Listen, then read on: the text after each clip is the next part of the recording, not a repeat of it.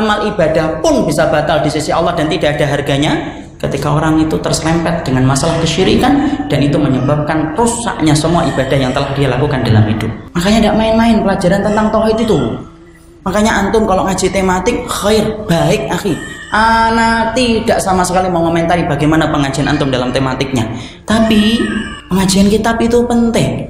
Dan pengajian kitab yang paling penting pertama kali itu apa? Kitab tauhid.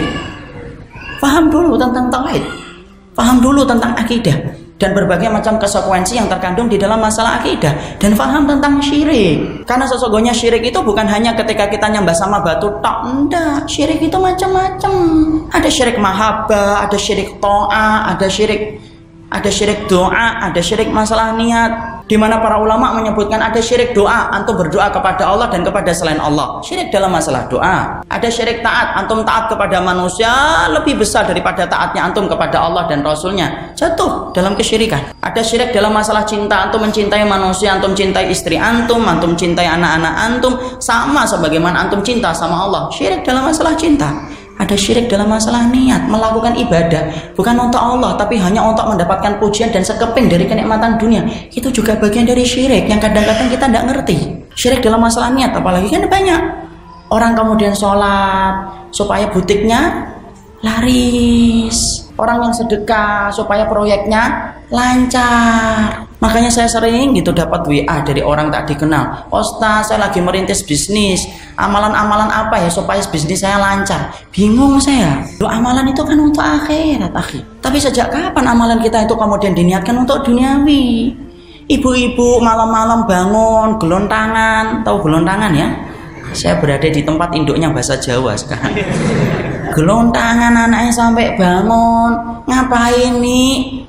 Mau sholat, tumben sholat nih, biasanya nggak pernah tahajud. Iya, bapak proyekmu besok di sidang. Nanti kalau goal, nah itu bapak belikan sepatu sama tas. Ibu sholat tahajud supaya proyeknya berhasil. Coba.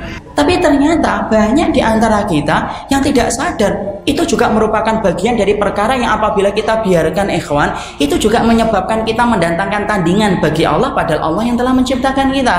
Syirik itu adalah persoalan yang harus kita paham. Kita ini paham tentang apa yang Allah cintai, tapi kita jarang paham tentang apa yang Allah benci. Padahal ngerti tentang apa yang Allah benci itu penting. Dan perkara yang paling Allah benci yang pertama itu apa? Syirik. Cinta itu tidak melulu membicarakan apa yang Allah cintai ketika antum sholat, sodaqah, sholat duha, ngaji. Betul, sepakat itu merupakan perkara yang Allah cintai. Tapi cinta, kata Imam Ibnu Qayyim, tidak melulu membicarakan apa yang Allah cintai, tapi cinta membicarakan pula apa yang Allah benci, supaya kita menghindari diri kita dari apa yang Allah benci. Kenapa? Cinta pun harus antum jaga supaya tidak ternoda. Dan sesuatu yang paling menodai cinta kita kepada Allah itu apa? Syirik. Kita ambilkan analogi gampang akhi. Bagaimana kalau membenci itu penting, dan membencinya kita itu bukan karena nafsu, membencinya karena wahyu. Kita ini harus membenci ikhwan dengan kesyirikan. Kenapa? Karena syirik dibenci sama Allah. Kalau antum tidak membenci apa yang dibenci oleh Allah, ternoda cinta kita kepada Allah, kata Imam Ibnu Qayyim. Makanya syirik itu merupakan perkara yang paling Allah benci, sampai Allah sampaikan di dalam surat Al-Kahfi 42 yang tadi kita bacakan, Allah itu kemudian menjadikan penyesalan pertama kali di dalam neraka itu apa? Ketika orang-orang syirik dan musyrik itu berkata, cobalah dulu kami dalam kehidupan dunia itu tidak berbuat syirik. Makanya harus ngerti, harus paham. Kalau orang di luar itu sering mengatakan tak kenal maka tak sayang, maaf loh, kita ganti, tak kenal maka tak benci. Orang yang nggak kenal syirik itu tidak akan membenci kesyirikan. Bahkan kemudian meridhoi kesyirikan itu dengan berbagai macam dalil dan pembenaran. Oh, enggak apa-apa, yang penting begini, yang penting begitu.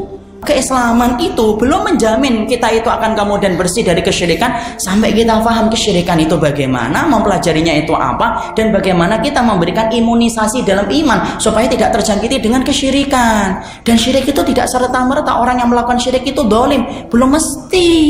Kadang-kadang ada orang yang berbuat syirik itu lembut, kalau kemudian diinjek bisa ngasih antum kacang hijau.